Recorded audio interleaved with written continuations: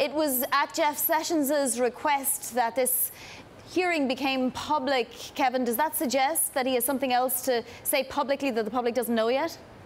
Well, the questions continue, Vonnie, but I can tell you that the several points of interest that we'll be watching are first and foremost whether or not the Attorney General testifies that he had other meetings with Russian diplomats, Russian officials, Russian ambassadors that were previously undisclosed, because that, of course, is what we're hearing here in Washington, that former FBI Director James Comey testified last week following the public hearing at a closed-door briefing. The second point that the Attorney General will likely receive questions upon, according to the sources that I'm talking with, is just for an update on his relationship with the president, because there have been reports that there has been friction with Attorney General Jeff Sessions and President Trump. Now, we should note that both camps have denied that, but it is also worth noting that he himself, following his recusal of the Russia probe, upset the president, who was not on board with that decision. And so the reporting that I've gathered is that